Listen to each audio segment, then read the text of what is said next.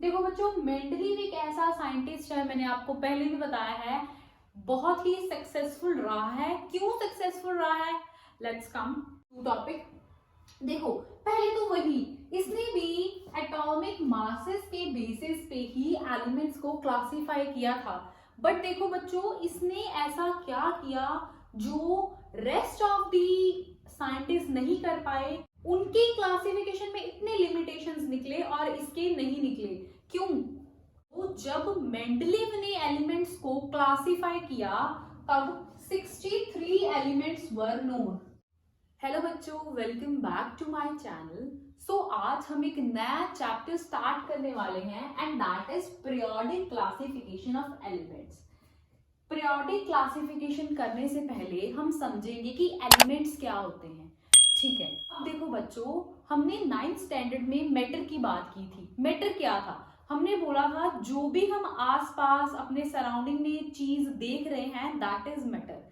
यानी कि कोई भी लिविंग या नॉन लिविंग थिंग जिसका कुछ मास है, कुछ वॉल्यूम है, उसको हमने मैटर बोला था। फॉर एग्जाम्पल कि व्हाइट बोर्ड लेते हैं हम, ठीक है, व्हाइट बोर्ड को हम बोलेंगे दिस इज अ मैटर। ठीक है, क्यों? क्योंकि इसका कुछ मास है, ठीक है, और इसकी कुछ वॉल्यूम है। ठीक है, 3D है ये, इसकी कुछ वॉल्यूम है। या आप बेटर एग्जांपल एक मार्कर की ले लो, ये भी, ये जो मार्कर है एक, this is also a matter. ठीक है, क्यों? क्योंकि इसका कुछ मास है, स्पेसिफाइड मास है, और इसकी कुछ वॉल्यूम है। ठीक है, सो देखो, हमने बोला कि सारी लिविंग नॉन लिविंग थिंग्स जिसका कुछ मास है या कुछ वॉल्यूम है उसको हम मैटर की कैटेगरी में रखेंगे। ठीक है, लेकिन हम ये तो नहीं बोल सकते कि सारे मैटर एक तरह की फॉर्म से बने हैं। ठीक है, वी कांट से कि टेबल और मार्कर एक ही फॉर्म के मैटर हैं। ठीक है, तो इनकी मैटर्स की वेरियस फॉर्म्स होती हैं। Okay, so I have written matter can be in form of elements, compounds और मिक्सचर्स। ओके, पहले हम समझेंगे कि एलिमेंट्स क्या होते हैं। Okay, elements have one kind of tiny particles. Okay, और इन टाइनी पार्टिकल्स को हम एटम्स बोलते हैं। ओके, एटम्स से आप यूज टू होंगे। नेक्स्ट हम कंपाउंड पे आते हैं। What are compounds? Compounds are made up of 2 or more than 2 types of elements are made up of 2 or more than 2 elements। ठीक है, यानी कि जब हमने एलिमेंट की बात करी ये प्योर था क्योंकि इसमें एक ही तरह के एटम्स प्रेजेंट है। जब हमने कंपाउंड की बात करी इसमें 2 और more than 2 types of elements present है, यानी कि इट इज नॉट प्योर। ठीक है, ओके, इसकी एग्जांपल भी हम डिस्कस करते हैं अभी। अब हम मिक्सचर्स पे आते हैं। Mixtures are made up of 2 और मोर कंपोनेंट्स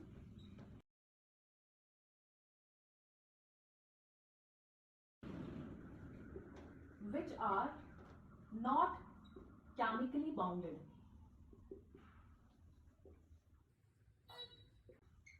ठीक है, अब देखो बच्चों, आपको एग्जांपल से ज्यादा क्लियर होगा। Example of element is oxygen, nitrogen, कुछ भी। यानी कि जो ऑक्सीजन का एक एलिमेंट है उसमें सेम एटम्स अरेंज्ड हैं। ठीक है, अगर हम कंपाउंड की बात करें तो वाटर एज ए एग्जांपल ले सकते हैं हम, दैट इज H2O। यानी कि वाटर एक कंपाउंड है जिसमें 2 तरह के एलिमेंट्स प्रेजेंट हैं। ठीक है, एक हाइड्रोजन है और एक ऑक्सीजन है। ठीक है, और वो हमेशा 2:1 की रेशो में कंबाइन होंगे।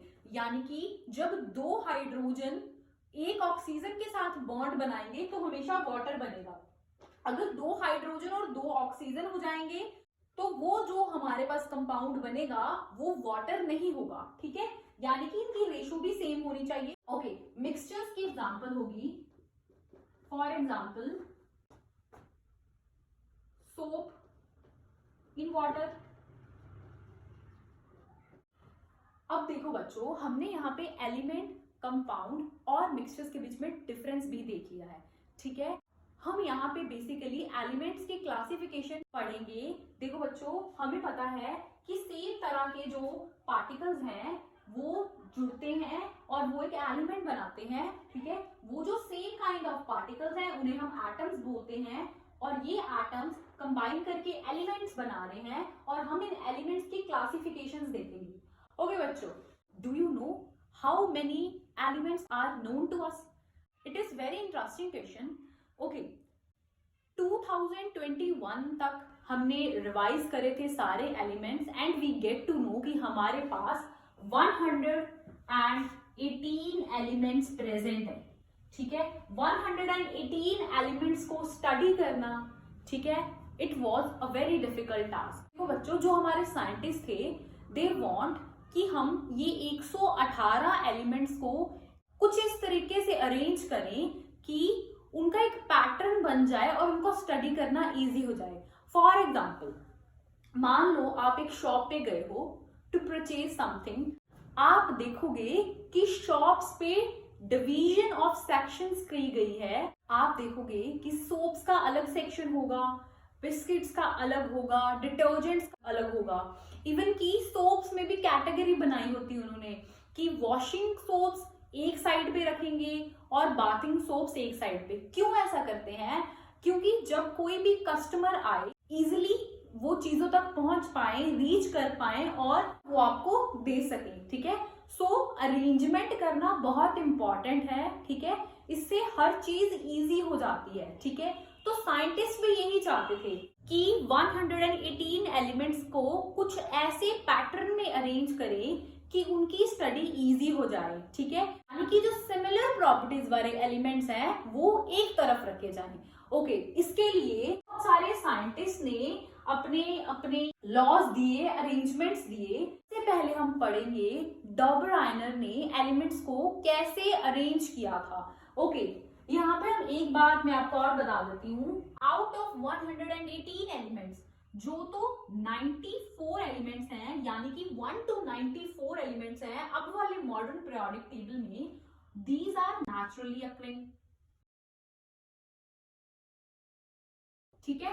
एंड जो हमारे 24 बचे वो है सिंथेटिक एलिमेंट्स।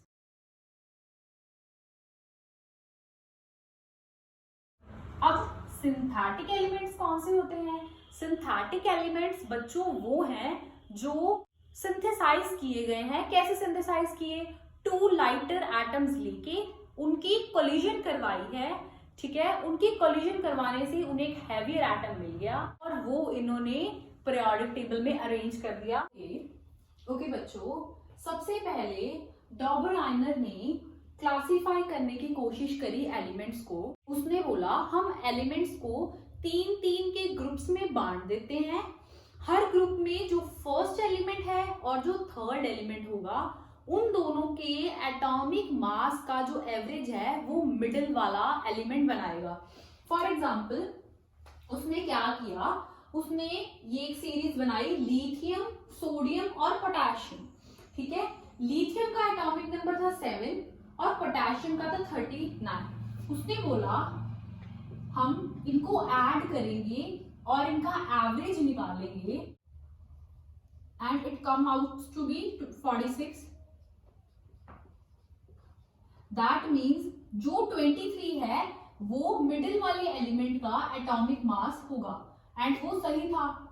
जो सोडियम है उसका 23 ही होता है एटॉमिक मास, ठीक है। सेकेंड उसने ग्रुप दिया कैल्शियम, स्ट्रोंशियम और बैरियम का, ठीक है। इसमें भी हम करके देखते हैं, 40 + 137 ऐड करके एवरेज निकालो इसका, it come out to be 177 divided by 2 and it is 88.6, ठीक है। और इसका जो मास था दैट वाज 87.3, सो रफली सेम ही आ रहा है। ओके ओके, नेक्स्ट उसने ग्रुप दिया, इनका अगर हम एवरेज एटॉमिक मास निकाले दैट वुड बी 81.25, ओके। और ब्रोमीन का 80 के अराउंड होता है atomic mass. So it was clear कि वो सही था अपनी इस बात में कि एटॉमिक मास एक ऐसी प्रॉपर्टी चूज करी जिसके बेसिस पे उसने एलिमेंट्स को ग्रुप कर दिया, ठीक है।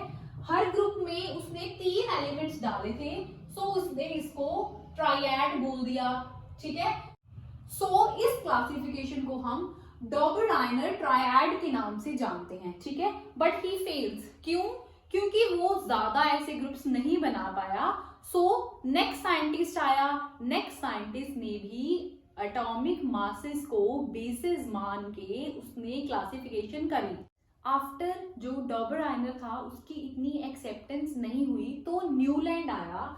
न्यूलैंड ने फिर से एटॉमिक मासेस को इंक्रीजिंग ऑर्डर में अरेंज किया और उसने एक नया टेबल कंस्ट्रक्ट किया। उसने क्या बोला था कि जैसे म्यूजिक में ऑक्टेव्स होते हैं, यानी आफ्टर 7 स्वर्स सा रे गा मा पा धा नी सा, आफ्टर 7 स्वर्स फिर से सेम स्वर रिपीट हो रहा है। वैसे ही यहाँ पे उसने क्या किया, उसने बोला कि आफ्टर कि जो फर्स्ट और 8th एलिमेंट है, यानी कि 7th एलिमेंट के बाद जो 8th एलिमेंट होगा वो फर्स्ट एलिमेंट के साथ उसकी जो प्रॉपर्टीज हैं वो रिजेंबल करेंगे, ठीक है। यानी कि उसने एटॉमिक मासेस को बेसिस मान के कंस्ट्रक्शन की। यहाँ पे आपको ये याद रखना है कि जो हमारा मॉडर्न पीरियोडिक टेबल है वो बहुत ही एक्सेप्टेबल पीरियोडिक टेबल है क्लासिफिकेशन ऑफ एलिमेंट्स के लिए। उसमें हम एटॉमिक नंबर के बेसिस पे एलिमेंट्स को हमने क्लासिफाई किया है। यहाँ पे अभी तक कोई ऐसा साइंटिस्ट नहीं आया है जिसने एटॉमिक नंबर की बात की हो, ठीक है। ये सारे साइंटिस्ट एटॉमिक मासेस के बेसिस पे एलिमेंट्स को क्लासिफाई कर रहे थे, ठीक है। देखो न्यूलैंड ने क्या बोला, जैसे सा रे गा मा पा धा नी जो 7 नोट्स हैं इन इंडियन म्यूजिक, उसकी तरह ही hydrogen, lithium, beryllium, boron, carbon, nitrogen, oxygen और जो 8th एलिमेंट आया फ्लोरीन, वो हाइड्रोजन के साथ उसकी जो प्रॉपर्टीज हैं वो सिमिलर हैं, ठीक है।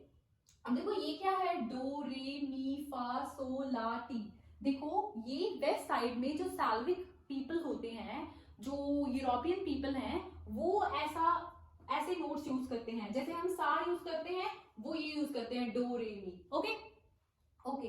लेकिन देखो बच्चों उसने ये अरेंजमेंट तो कर दी, ठीक है। उसने ये भी सारा बता दिया कि उसने नाम भी दे दिया कि न्यूलैंड लॉ ऑफ ऑक्टेव्स, ठीक है, कि हर जो 8th एलिमेंट है वो फर्स्ट एलिमेंट के साथ उसकी जो प्रॉपर्टीज हैं वो सिमिलर होगी, ठीक है। और उसने हाइड्रोजन से लेके थोरियम तक उसने अरेंज कर दिए थे सारे एलिमेंट्स, ठीक है।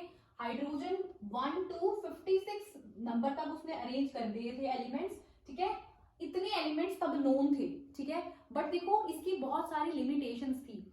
पहली लिमिटेशन, जब बाद में नए एलिमेंट्स डिस्कवर हुए तो पहले तो वो इस पीरियोडिक टेबल में फिट ही नहीं हुए, क्योंकि देखो सबसे इसका बड़ा लिमिटेशन ये थी कि जो कैल्शियम है इसके बाद जो इसका सारा टेबल था, वो जो इसने लॉ बताया था ऑक्टेव वाला, वो फॉलो नहीं कर रहा।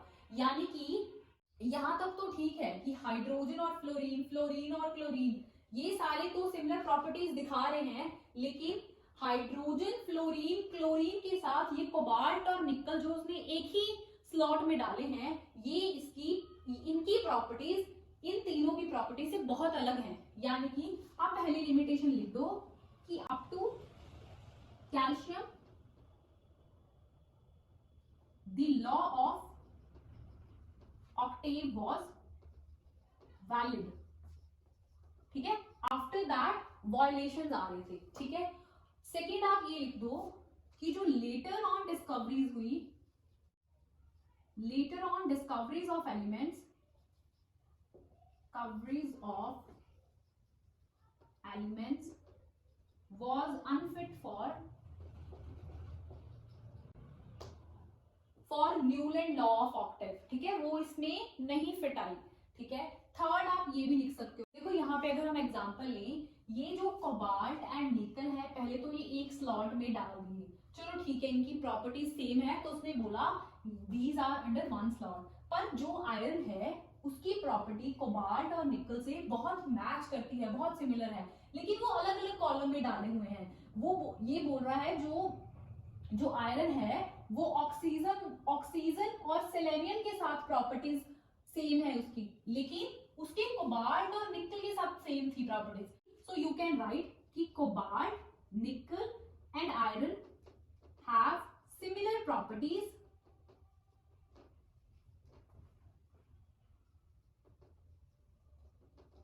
but are placed far away from each other. So this was reason ये जो न्यूलैंड का ऑक्टेव लॉ था it was also not that much successful. अब मेंडलीव आया। मेंडलीव एक ऐसा साइंटिस्ट था जिसने एटॉमिक मासेस के बेसिस पे क्लासिफाई किया था एलिमेंट्स को, लेकिन he was successful in classifying the elements on the basis of atomic masses. Okay बच्चों, जैसा कि हमें पता है कि जो न्यूलैंड था वो सिर्फ लाइटर एलिमेंट्स के जिनका लाइटर मास था, एटॉमिक मास था, उनको ही क्लासिफाई कर पाया, बाकी वो कैल्शियम के बाद तो फेल हो गया था। ठीक है, फिर भी बहुत सारे साइंटिस्ट ऐसे आते रहे जिन्होंने ऐसी क्लासिफिकेशन एलिमेंट्स की। ठीक है, और one of them was Mendeleev's periodic table. देखो बच्चों, मेंडलीव एक ऐसा साइंटिस्ट है, मैंने आपको पहले भी बताया है, बहुत ही सक्सेसफुल रहा है। क्यों सक्सेसफुल रहा है? Let's come to topic. देखो, पहले तो वही, इसने भी एटॉमिक मासेस के बेसिस पे ही एलिमेंट्स को क्लासिफाई किया था। बट देखो बच्चों, इसने ऐसा क्या किया जो रेस्ट ऑफ दी साइंटिस्ट नहीं कर पाए। उनकी क्लासिफिकेशन में इतने लिमिटेशंस निकले और इसके नहीं निकले। क्यों? जब मेंडलीव ने एलिमेंट्स को क्लासिफाई किया तब 63 एलिमेंट्स वर नोन। ठीक है, 63 एलिमेंट्स नोन थे। इसने क्या किया, इसने 63 कार्ड ले लिए। ठीक है, हर कार्ड पे इसने एक एलिमेंट की प्रॉपर्टीज लिखी, यानी कि 63 एलिमेंट्स थे और 63 एलिमेंट्स की 63 जो प्रॉपर्टीज थी उसने सेपरेट कार्ड पे लिख ली। अब देखो इसने क्या किया, इसने एक कंक्लूजन निकाला कि जो हाइड्रोजन है और जो ऑक्सीजन है out of the known elements, ये तो ऐसे एलिमेंट्स हैं जो बहुत रिएक्टिव हैं। ठीक है, बहुत रिएक्टिव है, यानी कि ये बहुत सारे एलिमेंट्स के साथ मिलके कंपाउंड बना सकते हैं। ठीक है, तो इसने क्या किया, हर एलिमेंट को हाइड्रोजन के साथ और ऑक्सीजन के साथ रिएक्ट करवाया। ठीक है, और रिएक्ट करवाने के बाद जिन जिन एलिमेंट्स की सेम केमिकल प्रॉपर्टीज निकली उसने वो एलिमेंट्स को एक कैटेगरी में डाल दिया, यानी कि 63 कार्ड्स थे इसके पास। लेट अस सपोज कि 7 ऐसे एलिमेंट्स उसने फाइंड कर लिए जिनकी सेम केमिकल प्रॉपर्टीज थी। आफ्टर ये एक्सपेरिमेंट करने के बाद उसने वो 7 कार्ड्स को पिन अप कर दिया वॉल से एक साथ। ठीक है, देखो अब कैसे उसने किया था। देखो, मान लो हम ई एलिमेंट को ई मान लेते, कोई भी एलिमेंट है। ठीक है, उसने जब ऑक्सीजन के साथ रिएक्ट किया, ठीक है, तो उसने, हमें पता है ऑक्सीजन बायोमोलिकुलर होता है, लेकिन वो हम यहाँ पे कंसिडर नहीं करेंगे। हम सिंपली ये मैं आपको बताना चाहती हूँ कि उसने कैसे सिमिलर केमिकल प्रॉपर्टीज वाले एलिमेंट्स को एक साथ ग्रुप किया था। देखो, उसको रिएक्ट कराया। ठीक है, फॉर एग्जांपल उसने एक एलिमेंट को ऑक्सीजन के साथ रिएक्ट कराया और उसने ऐसा दिया E2O। ठीक है, और उसी वाले एलिमेंट ने जब हाइड्रोजन के साथ रिएक्ट किया तो उसने ऐसा दिया। ठीक है, अब जितने भी एलिमेंट्स थे, मान लो 7 ऐसे एलिमेंट्स थे जो ऐसा कंपाउंड दे रहे थे। फॉर एग्जांपल कोई और एलिमेंट उसने ले लिया, उस एलिमेंट की टेंडेंसी भी क्या थी कि 2 वो एलिमेंट और एक ऑक्सीजन का मॉलिक्यूल जुड़ के एक कंपाउंड बना रहे हैं। ठीक है, और ये हाइड्रोजन वाले में भी एक एलिमेंट और एक हाइड्रोजन का एटम जुड़ के एक कंपाउंड बना रहे हैं। तो ऐसे वाले उसने सेम ग्रुप कर दिए। दैट मीन्स उसने बहुत एक्सपेरिमेंट्स करने के बाद एक पीरियोडिक टेबल दिया था। That periodic table was very much successful. अब सक्सेसफुल था उसका अगर पीरियोडिक टेबल, तो किस किस वजह से सक्सेसफुल था वो हम देखते हैं। पहले तो अगर आप मेंडलीव के पीरियोडिक टेबल पे ध्यान से देखो तो आपको पता चलेगा जो कोबाल्ट है वो निकल से पहले प्लेस किया है। ठीक है, इंस्टेड ऑफ जो कोबाल्ट है उसका एटॉमिक मास ज्यादा है, निकल का एटॉमिक मास कम है, फिर भी उसने कोबाल्ट को निकल से पहले प्लेस किया। क्यों? उसने केमिकल प्रॉपर्टीज के बिहाफ पे ऐसा प्रूव किया था, ठीक है। और लेटर ऑन ये जो उसने कोबाल्ट को निकल से पहले प्लेस किया था in his periodic table, that was correct, ठीक है। So it was a big achievement for him later on. Okay, अब देखो, अब जो मेंडलीव था, Mendeleev was a very good chemist, ठीक है। उसने कुछ जगह छोड़ी थी, कुछ गैप्स छोड़े थे अपने पीरियोडिक टेबल में, और उसने इस गैप्स को अपना कुछ एरर नहीं बताया था पीरियोडिक टेबल का। उसने बोला था ये जो गैप्स छोड़े हैं मैंने, वहां पे कुछ ऐसे एलिमेंट्स आएंगे जो अभी तक डिस्कवर नहीं हुए हैं, ठीक है। और लेटर ऑन जो उसने गैप्स छोड़े थे वहां पे गैलियम, स्कैंडियम जैसे एलिमेंट्स फिट हो गए। पहले देखो जो नोबल गैसेस थी वो नहीं डिस्कवर हुई थी, क्यों? नोबल गैसेस बहुत ही ज्यादा इनर्ट हैं, ठीक है, वो रिएक्ट नहीं करती किसी के साथ, वो एक पर्टिकुलर कंडीशन पे एग्जिस्ट करती हैं कि जब लो कंसंट्रेशन होगा वहां पे वो एग्जिस्ट कर रही थी, ठीक है। जब लेटर ऑन उसकी डिस्कवरी हुई तो वो मेंडलीव के पीरियोडिक टेबल में उन्होंने एक सेपरेट कैटेगरी बना ली, ठीक है। उन्होंने किसी और एलिमेंट को, किसी रो को, किसी ग्रुप को डिस्टर्ब नहीं किया और उन्होंने सेपरेट कैटेगरी बना ली और उनकी सिमिलर प्रॉपर्टीज थी, ठीक है। So due to these three he was very successful, ठीक है। but still इसकी दो limitations निकली।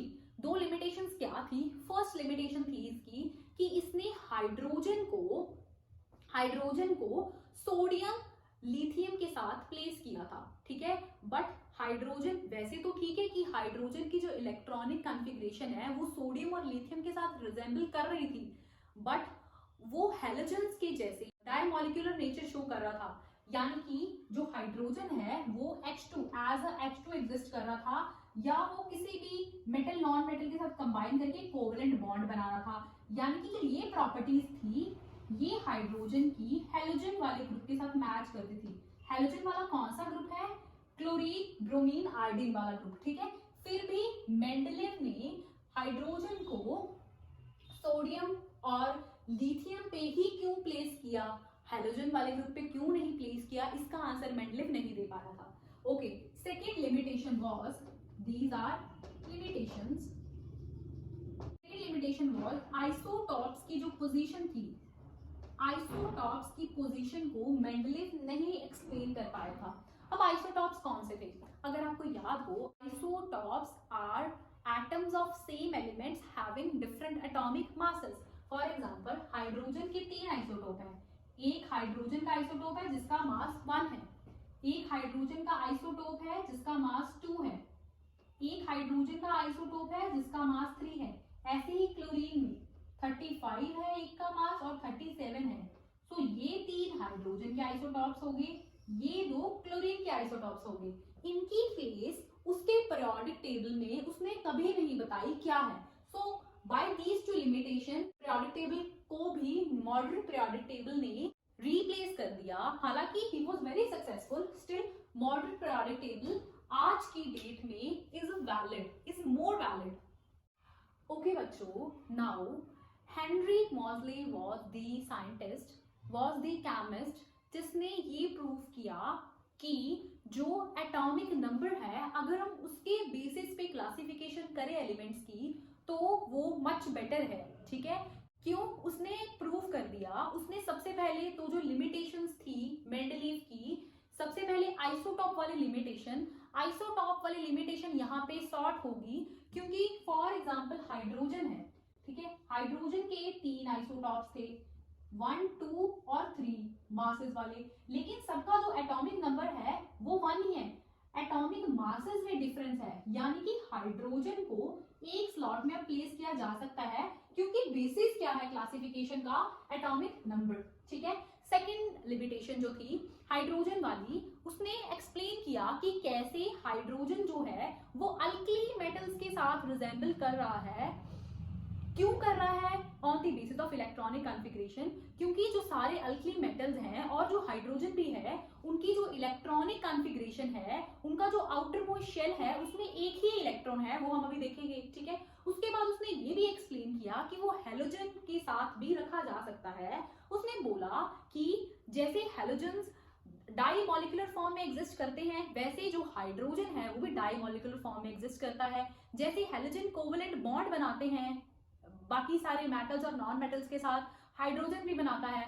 सो हाइड्रोजन वाली जो लिमिटेशन थी मॉसले ने उसको भी कुछ एक्सटेंट तक खत्म किया। ठीक है, अब देखो उसने पहले बोला जो वर्टिकल कॉलम्स होंगे those would be known age group and जो हॉरिजॉन्टल रोज होंगी वो पीरियड्स कहलाएंगे। जो ग्रुप्स होंगे वो 18 होंगे, जो पीरियड्स होंगे वो 7 होंगे। अब देखो एटॉमिक नंबर क्या होता है और एटॉमिक मास क्या होता है एलिमेंट का, हम इसका डिफरेंस भी समझ लेते हैं। अब देखो एटॉमिक नंबर को Z से लिखेंगे हम। जो एटॉमिक नंबर है वो हमेशा एटम के नंबर ऑफ प्रोटॉन्स के इक्वल होता है। ठीक है, जिसके बेसिस पे हेनरी ने क्लासिफिकेशन करी थी एलिमेंट्स की। ठीक है, और वो सबसे ज्यादा सक्सेसफुल रहा है। ठीक है, अब जो एटॉमिक मास है जिसको हम A से लिखते हैं, atomic mass number of protons plus number of neutrons के इक्वल होता है। ठीक है, so this vas deferens. Okay, अब देखो बच्चों, अब हम पीरियोडिक टेबल को समझने की कोशिश करते हैं। फर्स्ट ऑफ ऑल उसकी प्रॉपर्टीज समझने के लिए look at the group number 1। Group number 1 में हमारे पास क्या कौन कौन से एलिमेंट हैं? ग्रुप्स हैं हमारे डाउन द ग्रुप, सो हम उसे डाउन द ग्रुप ही लिखेंगे। हाइड्रोजन है सबसे पहले, then lithium, sodium, potassium, okay, so on. Okay, पहले तो हाइड्रोजन की इलेक्ट्रॉनिक कॉन्फ़िगरेशन लिखो। हम देखते हैं कि कैसे जो इसने एक ग्रुप में ये सारे एलिमेंट्स रख दिए हैं, एक ही कॉलम में सारे एलिमेंट्स रख दिए हैं, उनकी प्रॉपर्टीज कैसे सेम है। अब देखो हाइड्रोजन का एटॉमिक नंबर 1 है, इसकी इलेक्ट्रॉनिक कॉन्फ़िगरेशन देखो। हमने जब एटम वाला चैप्टर डिस्कस किया था, हमने बोला था शेल्स डिस्कस किए थे। हमने कौन कौन से शेल हमने डिस्कस किए थे कि L, M, N, ये शेल्स हमने डिस्कस किए थे। अब देखो हाइड्रोजन है, हाइड्रोजन का जो एटॉमिक नंबर है 1 है, यानी कि इसके शेल में एक ही इलेक्ट्रॉन है। लिथियम का 3 है एटॉमिक नंबर। ओके, जो K है शेल उसमें 2 इलेक्ट्रॉन आ सकते हैं, उसमें 2 इलेक्ट्रॉन और एक बचा 1 इधर, 11। 2 K में आ जाएंगे, 8 L में आ जाएंगे और 1 M में। This is 19, 2, 8, 8, 1। ठीक है, सो यहां से हमें क्या पता चल रहा है बच्चों? यहां से हमें ये पता चल रहा है जो इनका आउटर मोस्ट शेल है, हाइड्रोजन में K है, लिथियम में L है, सोडियम में M है और पोटेशियम में N है, इन सब में एक एक इलेक्ट्रॉन है। यानी कि अगर हम ग्रुप की बात करें, उसका क्या उसकी सिमिलर प्रॉपर्टी है, एलिमेंट्स क्या सिमिलर प्रॉपर्टीज दिखा रहे हैं कि जो वैलेंस शेल में इलेक्ट्रॉन होंगे या जो वैलेंस इलेक्ट्रॉन्स होंगे वो सेम होंगे। अगर वैलेंस इलेक्ट्रॉन्स सेम हैं तो उनकी बहुत हद तक जो केमिकल प्रॉपर्टीज होंगी, जो बॉन्डिंग होगी वो भी सेम होगी। बॉन्डिंग का जो क्राइटेरिया है वो भी सिमिलर होगा। ओके बच्चों, हमने ग्रुप में देख लिया कि वैलेंस इलेक्ट्रॉन सेम है तो जो बॉन्ड्स उनके बॉन्ड फॉर्मेशन होगी वो भी सिमिलर होगी। ठीक है, इसलिए उसने इन सारे एलिमेंट्स को एक ग्रुप में रख दिया। ठीक है, अगर हम पीरियड की बात करें, फॉर एग्जांपल हम सेकंड पीरियड ले, सेकंड पीरियड में हमारे पास कौन कौन से एलिमेंट हैं? Lithium, beryllium, boron, carbon, nitrogen. मैं इसको इन रो क्यों लिख रही हूं? क्योंकि आपको समझने में इजी हो जाए। अब देखो जो लिथियम है उसका एटॉमिक नंबर 3 है, this is 4, 5, 6 and nitrogen is 7। अगर हम इनकी इलेक्ट्रॉनिक कॉन्फ़िगरेशन लिखे, दिस इज 2, 1, 2, 2, 2, 3, 2, 4 एंड 2, 5। ऐसा कुछ रहेगा पैटर्न।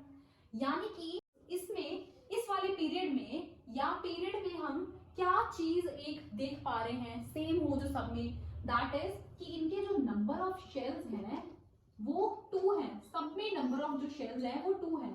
यानी कि पीरियड में क्या होता है, नंबर ऑफ शेल्स सेम रहते हैं। अब कोई और पीरियड उठा के देख लो, उसमें भी आपके नंबर ऑफ शेल्स सेम रहेंगे। इस क्राइटेरिया की वजह से जो ये lithium, beryllium, boron, carbon, nitrogen है उनको एक पीरियड में डाल दिया मॉसले ने।